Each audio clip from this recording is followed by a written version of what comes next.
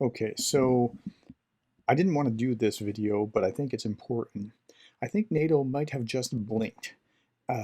And I hate saying that, and I don't have all the facts, but I'm going to talk theoretically about the situation. Like, here's what we think has happened, and if this happened, this is what will come of it, or that is what will come of it. So, okay, so we see the news here that Ukraine says that the Russian drone crashed into Romania. So what happened there was that there's not a lot of air defense around the border with Romania because, of course, Russia's not going to try to start a hot war with the West over something so foolish, or would they? And so they say that Bucharest denied the claim that Russian drone detonated on Romanian territory. Here's a little bit more on Twitter. Foreign Minister Dmitry Kuleba said that Ukraine has photographic evidence that Shahed drones fell on the territory of Romania. I think that in this particular case, the Romanian authorities are now studying all aspects of what has happened. It is pointless to deny that something fell there, and we authoritatively claim with evidence that it was Shahed drones that flew there. We have photographic evidence that something fell there, he added. Okay, let's keep going. This is another post. No drone has reached the country, said the president of Romania. I can tell you that there was not a single detail, no drone, no part of any device that was found in Romania. We exercise full control over our national space. We checked absolutely everything, and I can reassure the population nothing got into Romania, the president said. Okay, so someone's not right. We don't know who it is exactly. That was Kaluba. Here's some video image of whatever explosion it was in Romania, and here is where it is supposed to have fallen across the border over the Danube River into Romania. Okay, so what do we make of this? How do we process this? So there's a number of things. First, if this did happen, it is an attack on NATO, even if it's accidental, and it appears that NATO blinked. It appears that that might have happened before, and it might be happening again if it truly did happen. And there's a huge danger here if NATO blinked. So first, we have to talk about the concept of moral hazard. Moral hazard is this idea. Well, actually, let me look it up and I'll describe it here. MORALHAZARD. Okay, so it's this concept that if you're not actually, there's an incentive to guard against risk, a lack of incentive to guard against risk where one is protected from its consequences. So if the Russians are rewarded for doing this or they're not punished for doing this, then they're going to do more of it. That's the idea behind moral hazard. You're incentivizing bad behavior, and you absolutely don't want to do that because you're dealing with a dictator who is going to keep going if he is incentivized by bad behavior. 2008, incentivized by bad behavior with Georgia, and incentivized again in 2014 by bad behavior in Ukraine, and now he's back in 2022. He'll keep going. It's kind of like the frog and the scorpion here too that we're dealing with. We're not dealing with normal people. We're dealing with a scorpion. Remember the frog and the scorpion? The frog wants to ride on the scorpion's back across the water, or the scorpion wants to ride on the frog's back rather. And he says, "Look, I'm not going to give you a ride. You're going to sting me, and then we'll both drown."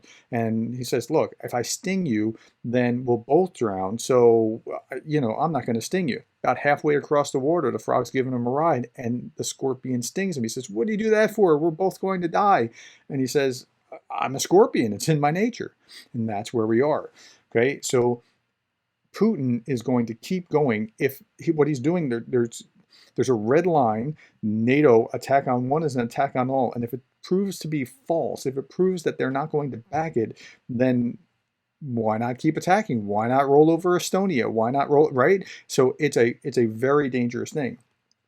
I did my master's thesis on the Third Reich, and Hitler said somewhere, I wish I could find where the quote was, but he said somewhere like, if they had just stopped me at the Sudetenland, I would have stopped. Like if I was challenged there, I would have just stopped. I wouldn't have proceeded. And I think that's the kind of thing that we're going.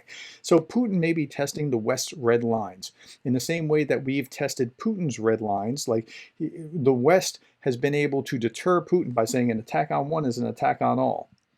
NATO will be worthless if it doesn't do something, but do you really want to get into a hot war over an accidental drone falling in your territory? So something has to happen. Like, I don't want World War III. I'm trying to prevent World War III. I mean, that's what I want to see happen, is the prevention of that, and that's why Putin has to be checked in Ukraine before it spills over. Um, I don't want NATO versus Russia, because NATO versus Russia could be NATO versus Russia and whatever alliance he might have with China and North Korea and who knows. It could go sideways in so many ways that clearly NATO versus Russia is an overmatch, but I don't want that to happen. I want it to end in the territory of Ukraine, not spilling out. I want it to go no further. And I want the West to provide NATO weapons and material to Ukraine much faster so they can actually end it the correct way. Okay. So avoiding war is preferable, but so I remember this kid in my neighborhood was walking down the street, had a black eye. I said, "Hey, what happened?" He said, "Well, this other kid," he said, "he wanted to fight and I didn't, so we fought." Like, that's the way the world works. And so I think that that's where we are potentially here. Now, I don't have all the facts. I'm just showing you what I saw. But let's say that this did happen in Romania. If there's not a strong response, now it doesn't necessarily have to be a war response. It could be kick out all the diplomats and allow Ukraine, like, look, Putin, this is what's happened. I see that this was an accident.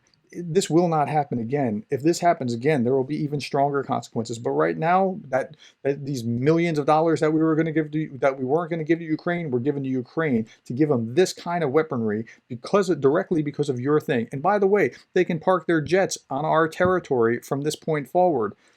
And you better not do anything. Some kind of very strong, clear response that this is not okay. And without that strong, clear response, I think it just escalates. The best way to keep this, and this is true in game theory, the best way to keep this from escalating is to return kind for kind. Like, they've done studies on this, academic studies. Like, the clearest strategy to win in game theory is to give your opponent the benefit of the doubt and then do what your opponent did in order to keep them from being worse. Okay, at any rate, so avoiding it's preferable. A strong response is necessary. But Putin, I think, will call the West bluff if nothing is done about this now, if they just sweep it under the carpet. And so if that's the case, if that is what really happened, we're in a more dangerous place now than we have been throughout the entire war. And I'm not saying that lightly. You can go back through my 700, almost 50 videos and see I am very conservative about how I say what I say, and I only I cite all my sources. I try to stay as close to the facts as possible. I try not to speculate, but this could be an incredibly dangerous place to be if it happened. And if it happened, this is a critical moment, and we'll be looking back at this moment later on and say, wow, that could have been a turning point in the entire war. Yeah, I'm not sure how to handle it. Mercifully, I'm not the one that has to make the decision about how to go forward, but denying it is not the way to go. There has to be some kind of response if it actually was over Ukrainian territory. Otherwise, NATO will have blinked. And then if that's the case, what's the point of NATO? I mean, really? Okay, that's where we are. I mean, I'm talking in theoretical terms because I don't know that I have all the facts. Anybody could have put up anything on Twitter, right? So we'll see how this all plays out in a few days. But if it is true and NATO doesn't respond, we're in far worse danger than what we were just the day before. Thank you for your time. Thank you for the likes, the shares, the subscribes, and I welcome your thoughts. Thank you for being the kind of person that cares about Ukraine.